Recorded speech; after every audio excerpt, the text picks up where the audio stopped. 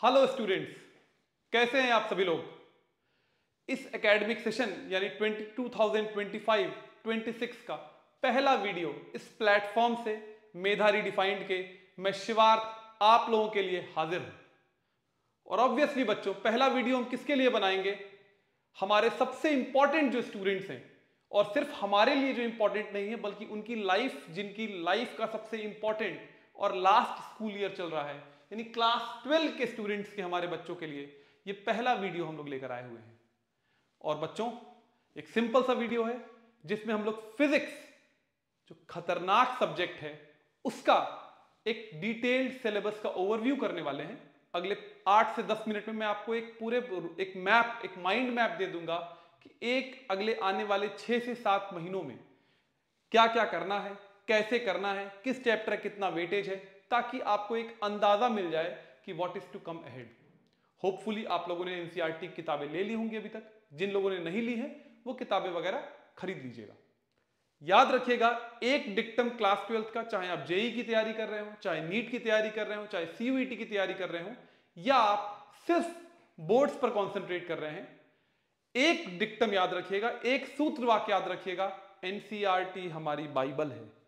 NCERT ही सब कुछ है। उसी पर पहले बिना एनसीईआरटी के कोई डीसी पांडे लगा ले, कोई एचसी वर्मा लगा ले, कोई इरोडोव लगा ले, कुछ फर्क नहीं पड़ेगा। NCERT is the Bible. उसके बाद सब एडिशनल है। तो वहीं से बातचीत शुरू करेंगे स्टूडेंट्स, ठीक है। पहली यूनिट जो है, पहली यूनिट बुक 1 जब आप खोल रहे होंगे, आप में से कुछ लोगों ने शायद किताब खोल रखी होगी, देख रखा होगा हल्का सा। एक पहली यूनिट है इलेक्ट्रोस्टैटिक्स। इलेक्ट्रोस्टैटिक्स शब्द से ही पता लग रहा है, माने चार्जेस एट रेस्ट। इसमें 2 चैप्टर्स आपके लिए आएंगे। कौन कौन से 2 चैप्टर्स है भाई? 2 चैप्टर्स जो आपके लिए आएंगे इसमें, वो है electric charges and fields and electrostatic potential and capacitance. ये चैप्टर्स से ट्रिकी सवाल बनते हैं। एक 5 मार्कर आता है यूजुअली एग्जाम्स में, और जो 3 मार्कर या 1 मार्कर या ऑब्जेक्टिव जो सवाल आते हैं वो थोड़े ट्रिकी होते हैं। जेई में भी कंपैरेटिवली थोड़े ट्रिकी, मतलब थोड़ा इसमें मल्टी कंसेप्चुअल भी सवाल आता है। इस नाते इनको मैं ट्रिकी चैप्टर्स के उसमें रखूंगा। और ओवरऑल वेटेज इन 2 चैप्टर्स का, जो इलेक्ट्रोस्टैटिक्स के 2 चैप्टर्स है, इनका ओवरऑल वेटेज होगा around 8 to 10 marks. 8 to 10 marks. और अगर आप अच्छे से पढ़ाई करते हैं तो आपको इसमें जो टाइम लगना चाहिए वो लगना चाहिए करीब, पहले चैप्टर में आपके 3 to 4 आवर्स, इसमें आपके लगने चाहिए 3 to 4 आवर्स। और दूसरा चैप्टर थोड़ा बड़ा है, इसमें आपके कम से कम लगेंगे 5 to 7 आवर्स। ओवरऑल अगर मैं इस यूनिट की बात करूं तो इसको आपको कंप्लीट करने में करीब लगेंगे 8 से 10 घंटे, 8 to 10 आवर्स। हर घंटे के 1 नंबर, 8 से 10 नंबर का चैप्टर है, 8 से 10 घंटे लगेंगे। ट्रिकी चैप्टर्स में से आता है, फॉर्मूले की एक लिस्ट है, डेरिवेशंस है, कंसेप्ट्स है, लेकिन अगर ढंग से किया जाए तो आसानी से हो सकता है। इसको आप काफी हद तक रिलेट कर पाओगे ग्रेविटेशन, जो आपने क्लास 11 में पढ़ा था। नेक्स्ट यूनिट पर हम आते हैं। नेक्स्ट यूनिट है आपके सामने यूनिट 2, करंट इलेक्ट्रिसिटी। जैसा पहली यूनिट थी इलेक्ट्रोस्टैटिक्स, यानी चार्जेस एट रेस्ट, चार्ज रुके हुए थे, अब चार्ज चलने लगेंगे। जब चलेंगे तो एक टाइम वेरिंग इलेक्ट्रिक फील्ड पैदा होगी। खैर वो हमारे कोर्स में नहीं है, लेकिन हमें करंट के बारे में पढ़ना है। ये वही वाला करंट वाला चैप्टर है जो आपने क्लास 10 में पढ़ा था, इलेक्ट्रिसिटी। ये वही वाला चैप्टर है। 12th और 10th का सिलेबस फिजिक्स का थोड़ा सा करस्पॉन्डिंग चलता है। उसमें जो चीजें आपको इंट्रोड्यूस की गई थी थोड़ा एडवांस लेवल पर यहां आपको बताई जाएंगी। तो करंट इलेक्ट्रिसिटी, इसमें आप देख सकते हैं, इसमें बेसिकली डीसी करंट की बात होगी। ये एक बड़ा सिंपल सा चैप्टर है। इसमें ज्यादा मैथमेटिकल किस्म के सवाल आते हैं, ट्रिक वाले मैथमेटिकल किस्म के सवाल आते हैं, कोई बहुत टेढ़े सवाल नहीं आते हैं। इस चैप्टर को अगर आप ढंग से, क्या कहते हैं, पक्का करना चाहते हैं, मजबूत करना चाहते हैं, तो करीब इसमें आपको लगाने पड़ेंगे 5 to 7 आवर्स। कई लोग का ऑलरेडी 10th में अगर कई आपने डिटेल में कर रखा तो ज्यादा कुछ चीजें नहीं होंगी आपके लिए।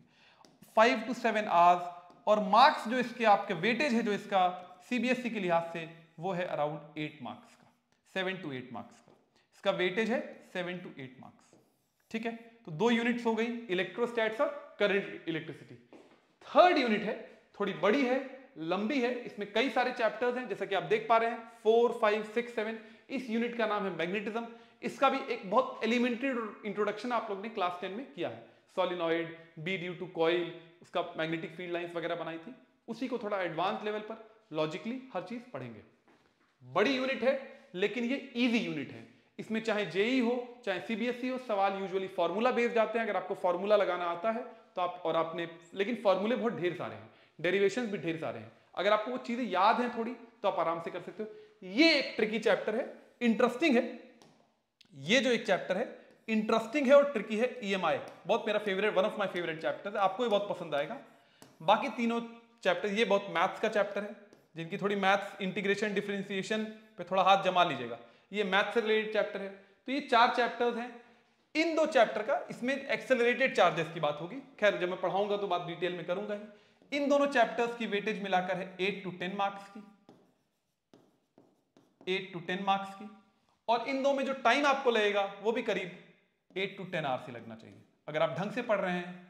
देखिए हर मार्क्स का ऑलमोस्ट करस्पॉन्डिंग 1 घंटा होता है, 1 घंटे का मतलब 1 मार्क्स। और इन दोनों चैप्टर्स में ईएमआई इंटरेस्टिंग चैप्टर है, एसी इसके भी मार्क्स अराउंड 10 होते हैं, 8 to 10 मार्क्स के करीब है ये भी 8 to 10 मार्क्स के करीब है। और इन दोनों में भी आपको करीब लगने चाहिए 8 to 10 आवर्स, 8 to 10 आवर्स, ठीक बात है। तो इलेक्ट्रिक चार्जेस से जो कहानी शुरू हुई थी, यहां पर आकर वो कहानी खत्म होती है। चार्ज और मैग्नेटिज्म, इलेक्ट्रिसिटी मैग्नेटिज्म का काफी रिश्ता है, यहां पर वो कहानी आकर खत्म होती है और एक नई कहानी शुरू होगी। उसके बीच में एक ब्रिज आ जाएगा, एक ब्रिज जो आ जाएगा वो ये है ऑप्टिक्स का जो पहला चैप्टर, ये यहां तक बुक 1 है, यहां तक जो आपकी पूरी है, ये बुक 1 यहां तक आपकी कंप्लीट हो जाएगी। 1 to 8 चैप्टर्स हैं बुक 1 में, तो यहां तक आपकी बुक 1 कंप्लीट हो जाएगी। और ये इलेक्ट्रोमैग्नेटिक वेव्स एक 3 मार्क्स का चैप्टर है, बहुत सिंपल सा चैप्टर है, इसमें 1-2 घंटे में हो जाता है, लेकिन इसके एग्जाम्पल्स बहुत इंपॉर्टेंट हैं, उसमें मैं अलग से भी पढ़ाते वक्त भी बताऊंगा। इसमें करीब 2 to 3 आवर्स आपके लगने चाहिए। ईएम वेव्स नाम का चैप्टर है, थोड़ा आपने क्लास 11 में भी पढ़ रखा है, केमिस्ट्री में एटॉमिक स्ट्रक्चर ऑफ एटम वाले चैप्टर में ईएम वेव्स का नाम सुना होगा, तो उसी से रिलेटेड चैप्टर है। और फिर ये रे ऑप्टिक्स मतलब जो आपने लाइट चैप्टर में पढ़ा था क्लास 10 में, और वेव ऑप्टिक्स जिसमें कुछ नई चीजें आ जाएंगी, डिफ्रैक्शन वगैरह, ये कुछ नई चीजें आ जाएंगी इसमें, लेंस और वही कॉनकेव लेंस, कॉन्वेक्स लेंस, ये सब पढ़ेंगे। ये इजी चैप्टर्स हैं, लेकिन ये काफी लंबा चैप्टर है, और इन दोनों की वेटेज भी मिलाकर अराउंड है 13 मार्क्स। इन दोनों चैप्टर्स की अराउंड वेटेज मिलाकर कितनी है? 13 मार्क्स की है। कितनी है? 13 मार्क्स की।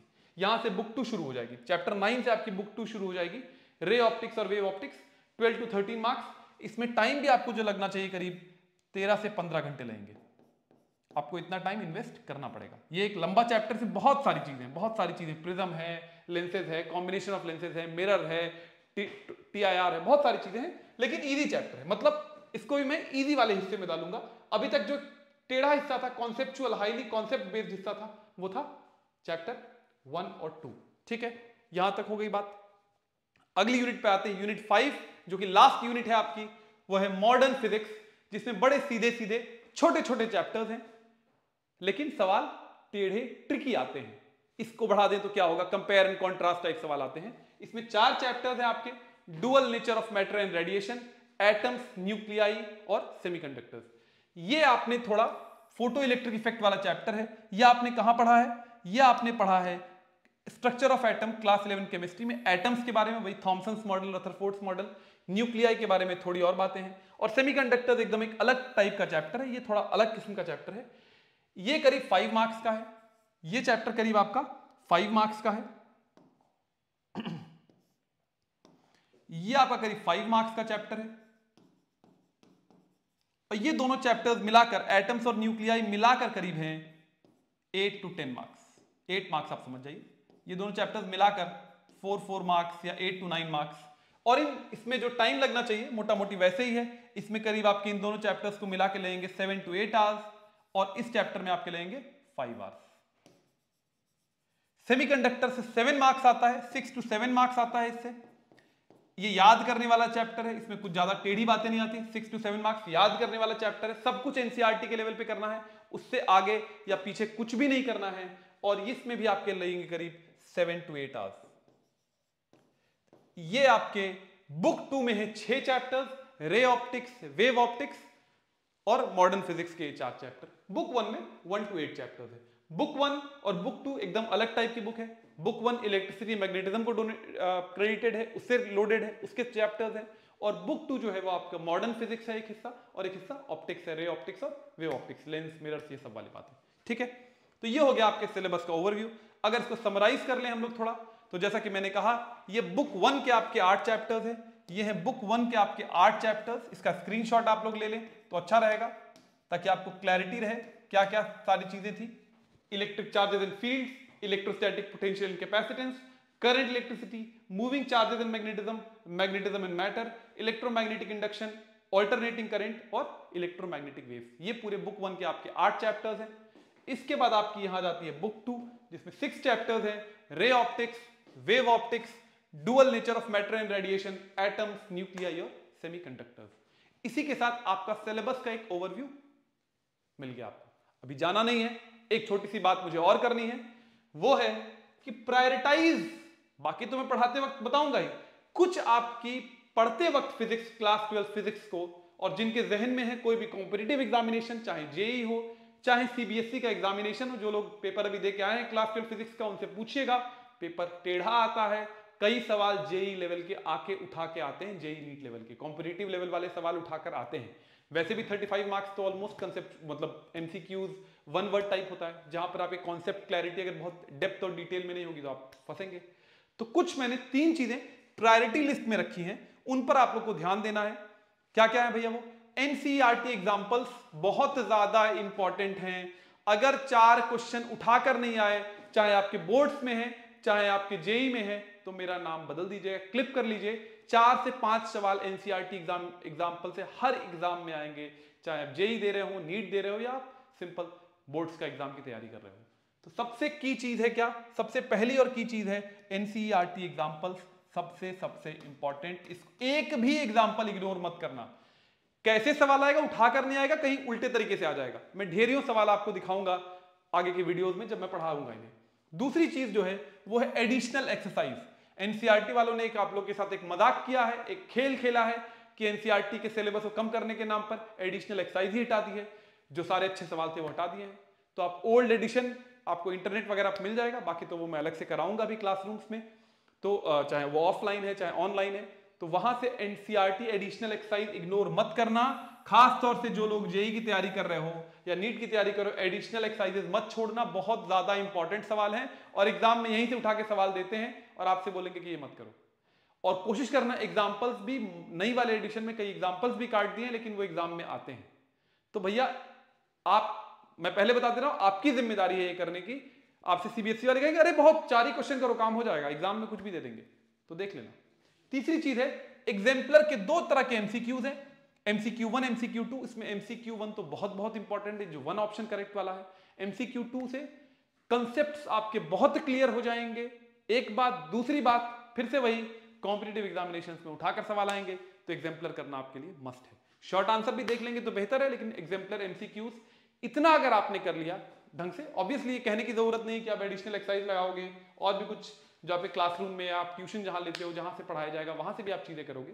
अगर आपने इतना कॉम्प्रिहेंसिवली किया तो 6 महीनों के भीतर आप सिलेबस खत्म कर दोगे और सितंबर तक आपको सिलेबस अपना खत्म करने का टारगेट रखना है। उसके बाद आपके पास 2 महीने बचेंगे जिसमें आप रिवीजन करोगे और फिर जनवरी में फर्स्ट अटेम्प्ट दोगे लोग जेई की तैयारी जो कर रहे हैं, और फरवरी में आप लोग अपना बोर्ड्स का एग्जामिनेशन दोगे। ठीक है गाइस, होपफुली मुझे लगता है कि यहां तक आप लोग के लिए बातें क्लियर हो गई होंगी। मैं बहुत ज्यादा लंबी बात नहीं करूंगा, पहला वीडियो है, डराऊंगा नहीं आपको, छोटा क्रिस्प सिलेबस ओवरव्यू का वीडियो था। Hopefully it has gone across to you. जाते जाते इतनी बात, बेटा this year is make or break for you. So इस साल जितना भी कुछ है ये एंजॉय भी थोड़ा बहुत करना। मैं ये नहीं कह रहा हूं एंजॉय नहीं करना, ये आपके स्कूल ईयर का लास्ट ईयर है, बहुत सारे डिस्ट्रैक्शंस आएंगे, कुछ लोग को प्रेम भी हो जाए, कुछ लोग का दिल भी टूटेगा। इन सब के साथ साथ जिंदगी बनाने वाले एग्जामिनेशंस भी इसी साल देने हैं, ये बात जहन में रखना। इसी के साथ शिवार्थ सर आप लोग को बाय कहते हैं, मिलेंगे आपसे जल्द ही। अप्रैल 1 जैसे ही जेई सेकंड अटेम्प्ट खत्म हो जाएगा, लगातार आपके लिए लाइव और रिकॉर्डेड वीडियोस के साथ पूरी मेधावी डिफाइन की टीम मिलेगी। इस वीडियो के बाद जल्द ही आपके सामने आएगा केमिस्ट्री ओवरव्यू, बायोलॉजी ओवरव्यू और मैथ्स का ओवरव्यू, और अकाउंट्स और इकोनॉमिक्स के सिलेबस ओवरव्यूज भी आपके लिए आ जाएंगे। तब तक के लिए bye guys, see you next time, bye bye.